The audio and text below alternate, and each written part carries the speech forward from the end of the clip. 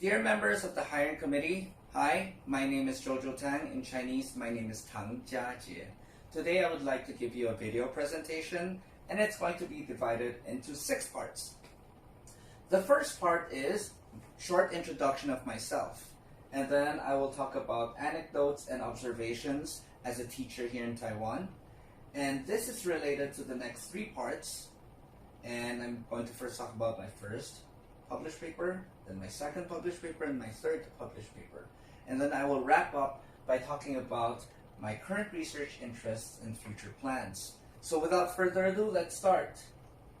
So currently I'm a PhD student at National Taiwan Normal University, and unfortunately my dissertation oral defense is scheduled for October 2020. That's in a month's time. And apart from being a PhD student, I was also an EFL teacher, and I taught junior high school students for 13 years. So why am I even applying for this position? I don't have experience teaching undergrad students, and I have yet to receive my PhD degree. Well, there are 2 reasons. The first one is my extensive teaching experience. I feel like because of my experience, I can contribute a lot to your university. And the second thing is unique research interest. So I'm really excited about what I'm working on right now, and I would love to share this with you later on in the presentation. Now let's talk about some anecdotes and observations. So having taught English in Taiwan for like 13 years, I have noticed that a lot of Taiwanese students, they face 4 main hurdles. The first hurdle is disparity between speaking and other skills. So for me, a lot of Taiwanese students, their writing is okay, their listening is okay, their reading is okay, but when it comes to speaking, I think they need more skills in order to carry on a conversation properly. Number 2, ineffective learning.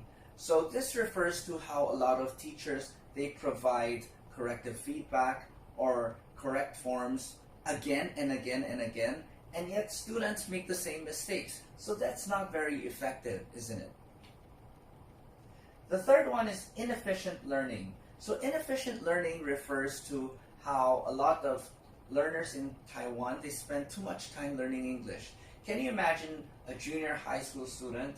He or she goes to school and attends 4 to 5 English classes per week. And then some schools, they even hire foreign language teachers, so that adds up to 8 to 10 hours per week. And then on top of that, some students go to cram schools after going to school, and that's another 2 hours. And then during the summer break, they even have to write and do their summer homework in English, right? So that's a lot of work for these students. And finally, boredom and lack of motivation. So this refers to how Taiwan is so test-centered that a lot of English classes are geared towards drills, grammar translation, and test preparation. And this can be detrimental to the students because the students might feel like going to English class is a burden, and it can be boring for them, and then they may lose motivation. So why am I even talking about these 4 things? Well, these 4 hindrances are the reasons why I wrote the 3 published papers that I've written, and they are all interrelated to each other. Okay, so now let's talk about the first research paper that I wrote. Before we talk about that though, let's have a quick review. Remember the 4 hindrances? Well, the first hindrance was the disparity between speaking and other skills. So because of this hindrance, or because of this problem, I decided to write a paper entitled The Washback Effect of English Speaking Tests as an Instructional Component in the Classroom. This paper was co-written with Dr. Wang Zhaozhang, and we wanted to find out how speaking tests would affect speaking ability in a classroom setting. And the major findings from this paper were the following. Number 1, it was found that Taiwan had a very test-centered learning environment. We know that tests are very important to teachers and students and parents here in Taiwan. And because of this, any washback effect can be enhanced. So it's a perfect environment for us to use tests to motivate students and teachers.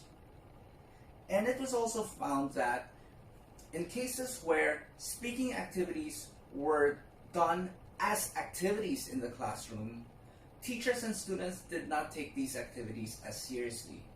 On the other hand, when these activities were considered as tests, then that's when teachers and students paid more attention to these activities. So in a way, I was able to solve the first hindrance or the first problem. What did I do in my own class after writing this paper? First of all, I made sure that their speaking activities or their speaking tests were part of the final grade. And what happened after that? Well, the students, they took these speaking activities more seriously. And because they took it more seriously, they improved their overall speaking. And other positive effects were, well, as you can see, when I asked this student to deliver a speech on top of a chair, she wasn't anxious at all. She had more fun, and actually they worked better as a team.